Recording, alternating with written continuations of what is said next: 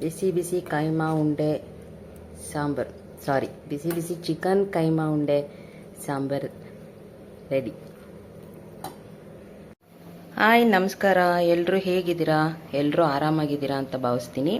ನಾ ಶಾಂಭವಿ. ನಾನಿವತ್ತು ಸಿಂಪಲ್ಲಾಗಿ ಹೇಗೆ ಚಿಕನ್ ಕೈಮಾ ಉಂಡೆ ಸಾಂಬಾರನ್ನ ಮಾಡ್ಕೊಳ್ತೀನಿ ಅನ್ನೋದನ್ನು ಇವತ್ತು ತೋರಿಸ್ತಾ ಇದ್ದೀನಿ. Simple method.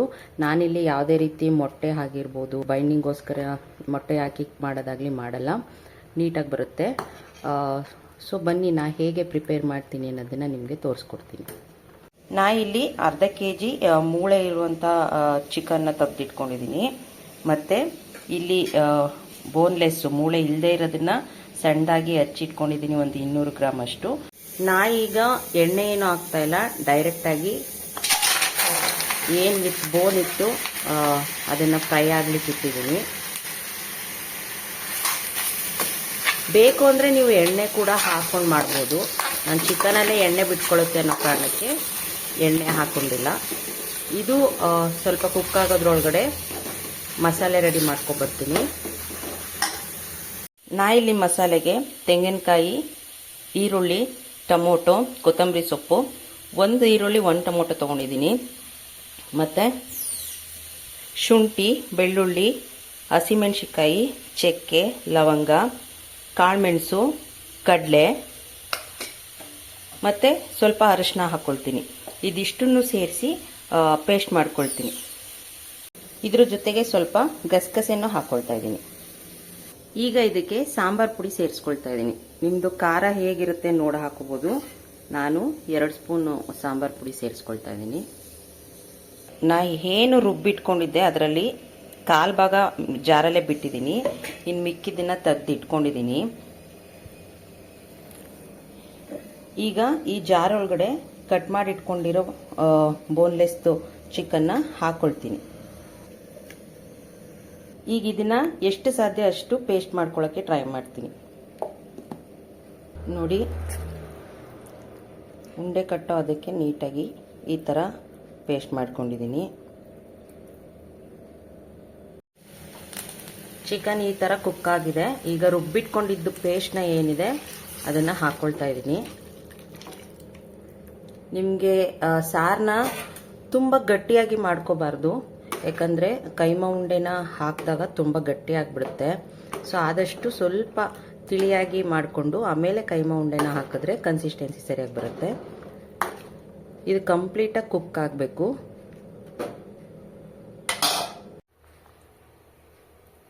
ಉಪ್ಪು ಹಾಕ್ಕೊಳ್ತಾ ಇದ್ದೀನಿ. ರುಚಿಗೆ ಎಷ್ಟು ಬೇಕು ಅಷ್ಟು ನೋಡಿ ಹಾಕೋಬೇಕು.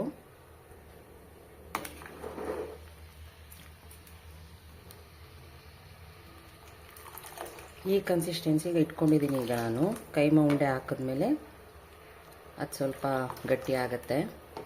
ಈಗ ಇದು ಕಂಪ್ಲೀಟಾಗಿ ಕುಕ್ ಆಗಬೇಕು.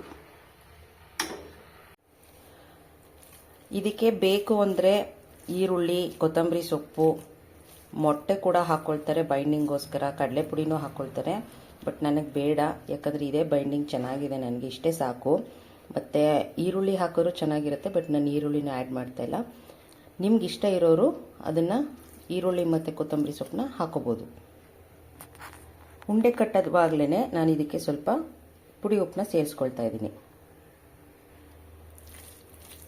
ಈಗಲೇ ಉಪ್ಪು ಹಾಕೋಬೇಕು, ಯಾಕಂದರೆ ಸಾರೊಳಗಡೆ ಹಾಕಿದಾಗ ಉಂಡೆ ಒಳಗಡೆ ಅಷ್ಟು ರುಚಿ ಸಿಗಲ್ಲ.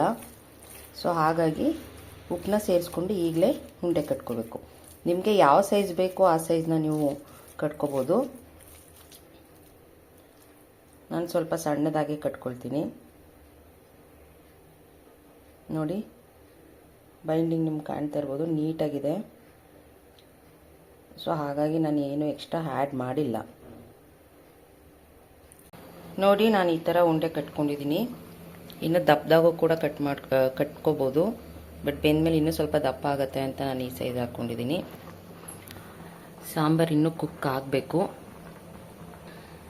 ಕುಕ್ ಆದಮೇಲೆ ನಾನು ಉಂಡೆಗಳನ್ನ ಹಾಕ್ತೀನಿ. ಚಿಕನ್ ಸಾಂಬಾರು ಕಂಪ್ಲೀಟಾಗಿ ಕುಕ್ ಆಗಿದೆ. ಈಗ ನಾನು ಇದಕ್ಕೆ ಉಂಡೆಗಳನ್ನ ಹಾಕ್ತೀನಿ. ಈಗ ಇದು ಇನ್ನೊಂದು 10 ನಿಮಿಷ ಕರೆಕ್ಟಾಗಿ ಕುಕ್ ಆದರೆ ಸಾಕು, ಯಾಕಂದರೆ ಸಾಂಬಾರಲ್ಲಿರೋ ಪೀಸ್ಗಳು ಎಲ್ಲ ಆಲ್ರೆಡಿ ಕುಕ್ ಆಗಿದೆ.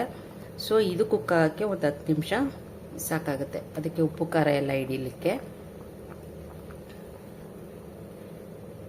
ಈಗ ಸೌಟ್ ಹಾಕಿ ಹಾರ್ಸಕ್ಕೆ ಹೋಗ್ಬಾರ್ದು. ಕಂಪ್ಲೀಟಾಗಿ ಇನ್ನು 5 ನಿಮಿಷ ಆಗಲಿ. 5 ನಿಮಿಷ ಆಗಿ ಅದು ನೀಟಾಗಿ ಬೇಯ್ಕೊಳ್ಳುತ್ತೆ. ಅದಾದಮೇಲೆ ಮೆಲ್ಲಗೆ ಸೌಟ್ ಆಡಿಸ್ಬೇಕು. ಈಗಲೇ ಆಡ್ಸಕ್ಕೆ ಹೋದರೆ ಉಂಡೆಗಳು ಕಸ್ಕೊಬಿಡುತ್ತೆ. ಅದಕ್ಕೋಸ್ಕರ 5 ಮಿನಿಟ್ಸ್ ಆಗಿದೆ. ಈಗ ನೋಡಿ, ಆಲ್ಮೋಸ್ಟ್ ಕುಕ್ ಆಗಿದೆ. ಉಂಡೆಗಳು ಕೂಡ ಚೆನ್ನಾಗಿ, ಯಾವ ಉಂಡೆಗಳು ಒಡ್ಕೊಂಡಿಲ್ಲ ನೋಡಿ. ಉಂಡೆಗಳು ತುಂಬ ನೀಟಾಗಿ ಬಂದಿದೆ. ಕಂಪ್ಲೀಟಾಗಿ ಕುಕ್ ಆಗಿದೆ.